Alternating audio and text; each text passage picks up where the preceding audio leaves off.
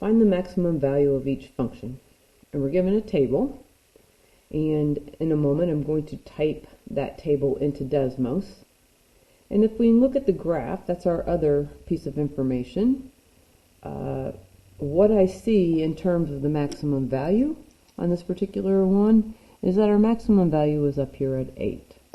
So if we flip over here to Desmos and we type this in, again I'm going to go to the plus to hit the table, and then we could type it in. So -5, -7, and -4, 0, -3, 5, -2, 8, 0, 8. And for some of you, you might not have to really type much more in, but we'll type them all in. The 1, 5, and 2, 0, and finally 3, -7.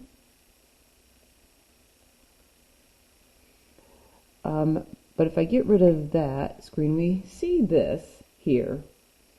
And what it looks like is it's the shape of a quadratic.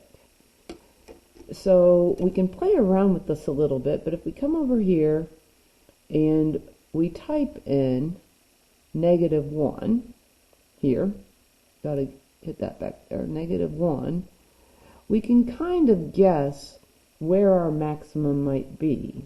It's gonna be above, so here's 5, 6, 7, 8. Let's try 9.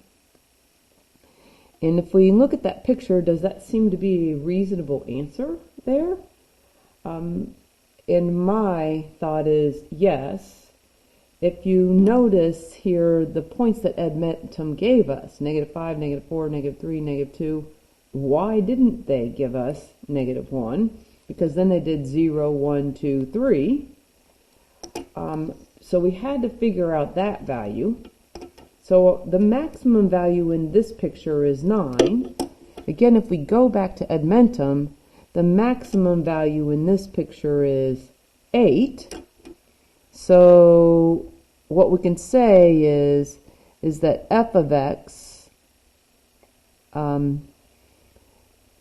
the function f of x, the maximum is greater than, the maximum value of f of x is greater than the maximum value of g of x.